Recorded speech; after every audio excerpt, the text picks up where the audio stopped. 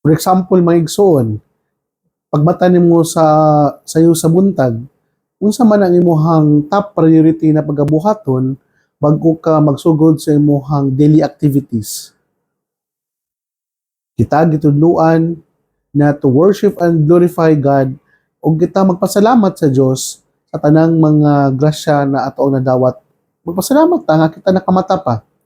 Kana ang ato dapat nga unang buhaton sa pagpasidungog sa Ginoo, pagpasalamat sa Ginoo, pagampo sa Ginoo.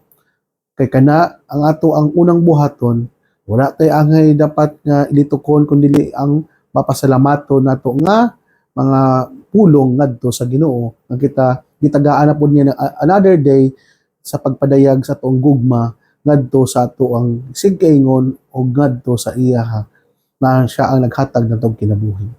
So nana lang kasimple mga igsoon na kung makatuon kita sa pag-arrange sa ato ang priorities in life, maghatag kinig order sa ato ang kinabuhi, hanay ang atong kinabuhi, dili ta confused, dili ta malibog, o kini maghatag po ko nato og peace of mind.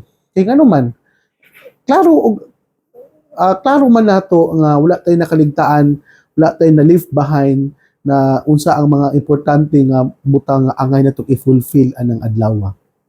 Ikaduhang punto, para sa mga igsoon ko ni Kristo, ang kaniyatong ebanghelyo karon nagpinumdum kanato na ang Ginoo nagdapit kanato kanunay.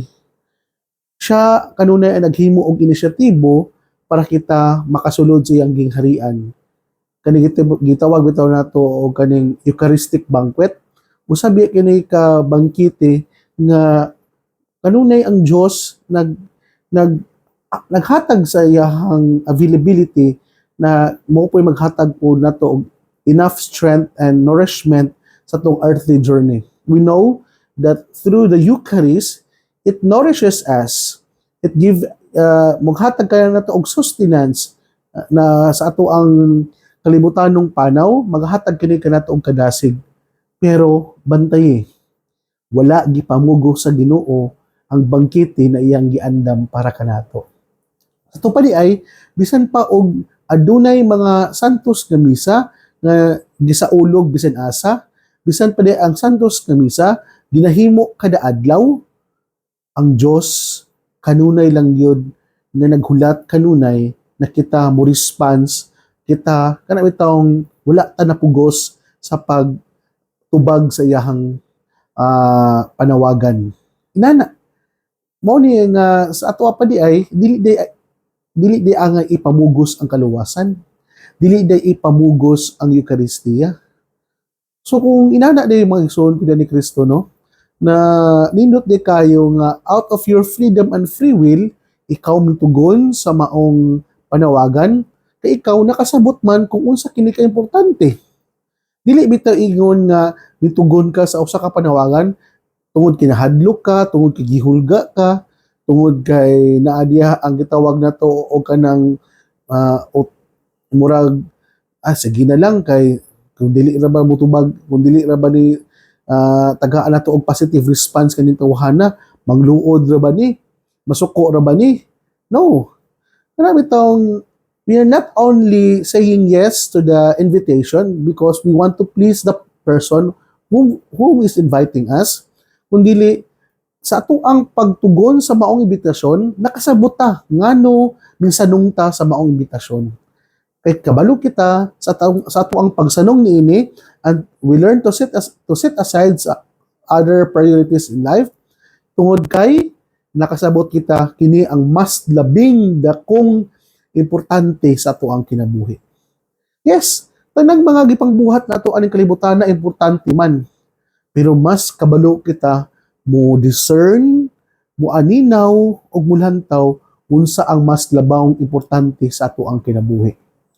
Mao na magsud ko ni Kristo kung ang kaluwasan gihanyag na kanato, nagkita pod na atay mga personal pa nga gustong buhaton, anara gud nato. Di kita magmahay. Kay at least giimbita ta. Gi-personal ta og gipaadtuan ta. Kani bitang sulugoon nga nag-imbitar kanato, mao man ni ang mga gisugo na sa ato ang Ginoo. Mao man ni ang mga iyahang gitawag nato na mga pinadala para sa pagpahinumdom kanato na ang kumbira na giandam sa Dios dili lang kanang gitawag nato og kanang earthly na kumbira. Kay ang kumbira diri sa yuta humanta makakaon, humanta nga mabusog, pagagutomon tagbalik. Pero ang kumbira na giandam sa Ginoo para kanato tanan na dili tam uhawon, dili na ta pagagutmon ug mao ni siya gitawag nato og eternal happiness in heaven. Hinaot pa unta mga igsoon ko ni Kristo, dili nato sayangan ang mga imbitasyon na gihanyag kanato. Sa mga panahon na naa na gani mga inaani bitaw, mga rare opportunity na ato ang pwede na unta tang maka sinati sa pakipag-uban totally sa Ginoo diha sa Eucharistia o diha sa mga activities sa simbahan. We learn to reflect, we learn to discern unsa magyud ang mas labing importante. Kana mga igsoon. Ikatulo mga igsoon gyud ni Kristo nga ang Dios human na gi-reject ang iyahang invitation, ang usa ka sulugoon human gi-reject ang iyahang paghatag og katong pagpadayag sa iyahang mga tumong tinguha sa maong kumbira, wala siya miundang dayon. So inana ang gugma sa Ginoo giday no nga wala bitaw siya dayon mig surrender nga bisan pa og wala dayon gitagaan og positive response ang iyahang panawagan. Iyahay pong gipangitaan og laing pamaagi nga kung kinsa pa man to ang mas pwede pang makaadto.